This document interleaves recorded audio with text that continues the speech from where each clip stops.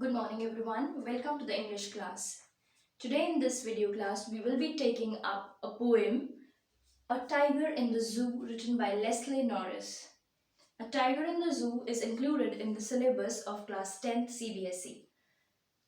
Leslie Norris, the poet if I talk about, is a great Welsh short story writer and a poet. He has also taught at the academic institutions in Britain and in United States. He is a very well-known poet who has been awarded with numerous titles and prizes. Now, his central idea of writing this poem is freedom. This poem he's writing for a tiger who is in a cage. The theme that the poet here is trying to represent is that the natural habitat is the place where we all belong, and it is going to be really dangerous if we are enclosed so. The irony of the situation is today, right now, we are all enclosed. We are all in this lockdown together. And we must have seen many memes floating on Facebook and WhatsApp which tell us how the animals must be feeling in the zoo. It's exactly like you are doing at home now. Probably this lockdown is also a time for us to ponder upon what we have done to the nature and what are the steps that are going to take us back to the natural world, to have us make some efforts to preserve this world for this nature and this beautiful creation of God for our future generations. Okay, so coming back to the poem, A Tiger in the Zoo. This is given on page number 29 of your book. The introduction of the poem says, the poem contrasts a tiger in the zoo with the tiger in its natural habitat. So the poet is giving us ideas that this is how the tiger is doing in the zoo, whereas he should be there out. Instead of doing this, what he's doing here in the zoo, he should be roaming out there wild. The poem moves from the zoo to the jungle and back again to the zoo because the poet is trying to represent to us, is trying to make us think what he should have been doing right now in the forest. Read the poem silently once and say which stanzas speak about the tiger in the zoo and which one speaks about the tiger in the jungle. We'll naturally come to know as we read about the structure of the poem. This includes 5 stanzas of 4 lines each, written by Leslie Norris. Now, the poem also highlights the idea by comparing the idea of freedom is highlighted by comparing the movements of the tiger in the zoo and outside in the forest in its natural habitat. Now, here I move line by line with the poem, which I would like you to go through in your books. While watching this video also, you should have your book in hand or this poem, the text of this poem in hand. The first stanza goes like this. He stalks in his vivid stripes, the few steps of his cage, on pads of velvet quiet, in his quiet rage. The introducing stanza of the poem tells us that the tiger is in the zoo. He's stalking, he's moving up and down in his vivid stripes, bright stripes, the pattern that's on the tiger's skin. He is stalking, but how much? The few steps of his cage, because that is the geographical boundary we have given to the tiger. He's limited to that cage. He's stalking up and down that cage. He's stalking on pads of velvet white. Pads of velvet white here refers to the feet, the padded feet, the claws of the tiger. In his quiet rage, this is an oxymoron. Quiet rage, rage is anger, which is never supposed to be quiet. But here, putting the two together, quiet rage, it's oxymoronic, which is a figure of speech. It's two different ideas when they come together. We represent To represent the situation, we call it as oxymoron. The two starkly contrasting ideas. So, why here quiet rage?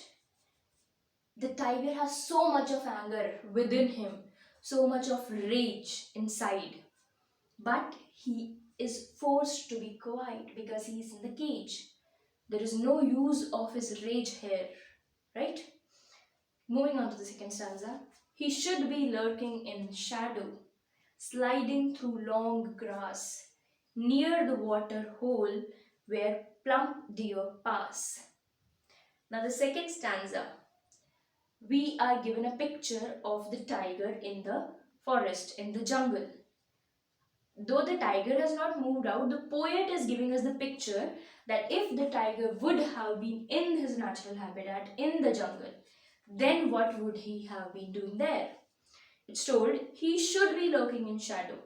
So the tiger, his routine should actually be that he's lurking in shadow. Somewhere he's finding shadow in the forest and he's enjoying there, sliding through long grass and is moving through the long shrubs and herbs which naturally grow in the forest, which are his natural habitat.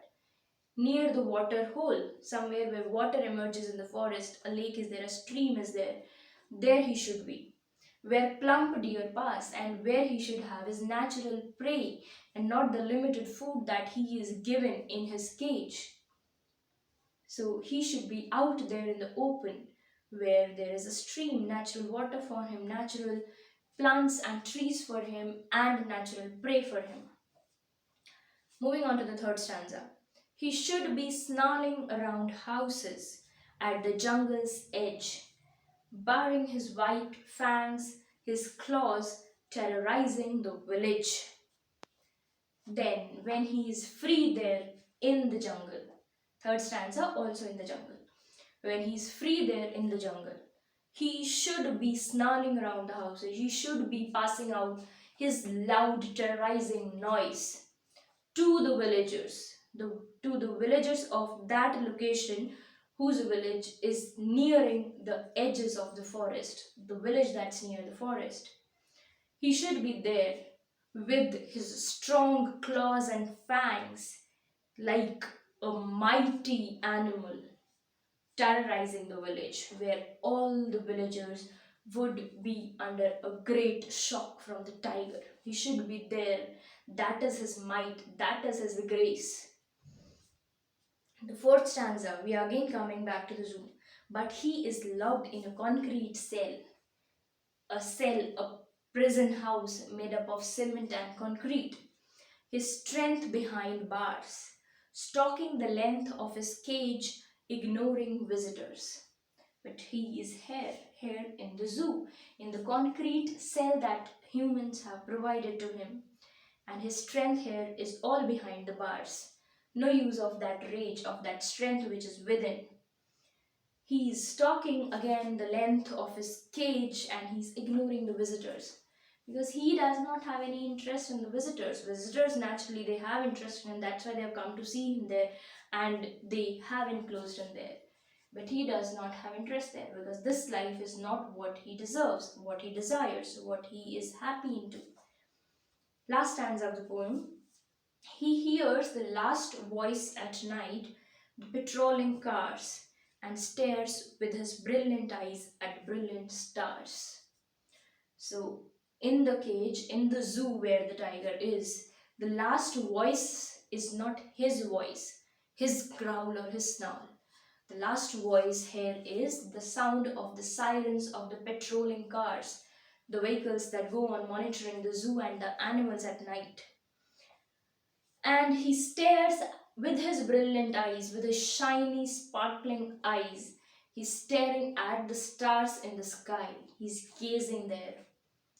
Now, see, Leslie Norris gives hope in the last stanza.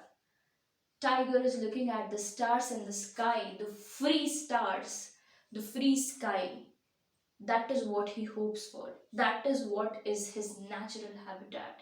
Freedom, that is what he deserves.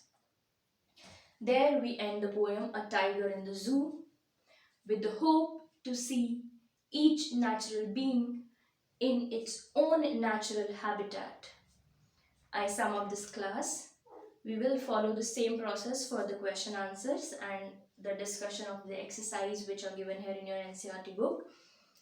But my humble and personal request to all those who are watching this video, give it a thought. This is time. We are locked down here. This is what we have been doing to the animals and to the birds. Thank you.